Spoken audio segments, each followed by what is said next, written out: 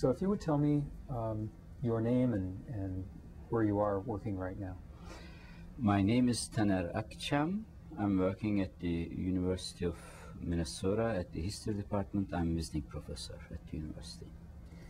And tell me a little bit about yourself, your past, where you were born, where you've been living, what your relationship is to the Armenian question.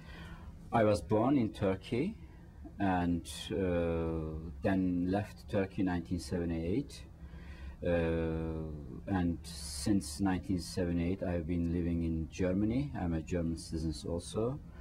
And in 1980s, I started working at a research institute in Germany. And my first topic was the history of torture, history of violence in Ottoman Empire. And during my research, I first encountered with the Armenian problem, what they called in Turkey today, and especially the massacres during the Abdülhamit period, and it raised my interest, and since then I'm working on Armenian genocide. Tell me about the attitude of the Turkish government from your personal experience, the broad view in your own personal experience. How has the Turkish government treated this history over the last 90 years? In order to understand that, you have to know the founding. I need you to say, in order to understand the Turkish government perspective, something along that line. Let's start.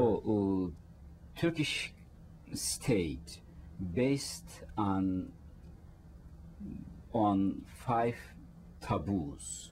We have in Turkey founding legends, myths of the republic. One of them is the Armenian genocide. It never happened. This is one of the founding principles of republic. The other founding principles of the republic is that there are no Kurds in Turkey. There are mountain Turks. The another founding myth of Turkish republic is there are no social classes in Turkey. We are a unified nation. This sort of legends, myths are the Gründung elements of the Turkish Republic, and we had provisions in Turkish criminal code. If you, for example, mentioned in 1960s, 70s, 80s that there are Kurds in Turkey living, then it was punishable. You should go to prison. And this was one of the reasons why I was arrested in 1975, because I wrote in a youth journal published by the students that there are Kurds living in Turkey. These are the founding myths of Turkish Republic, and in that sense, if you speak against these founding legends, then you would have trouble in Turkey.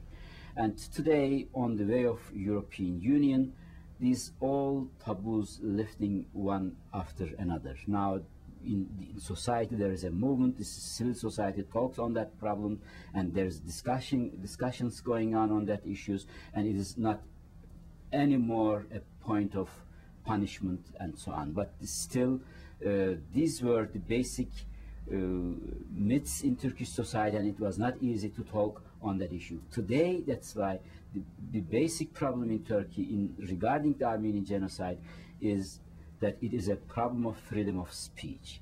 It is still not easy for people to oppose the official government position that what happened in 1915 was a genocide. In Turkey, can you today use that phrase, or are there still laws applying to the Armenian genocide? What happens if you speak out today? Today, there are people, scholars, intellectuals in Turkey writing in newspapers, journals freely, and they use the term genocide. There is no, in that sense, until now, any persecution against these people. But there are certain laws in Turkey. This is the new criminal law in Turkey, which was passed through the parliament last October. And according to Article 305, it is forbidden to use the term genocide in order to describe the events 1915.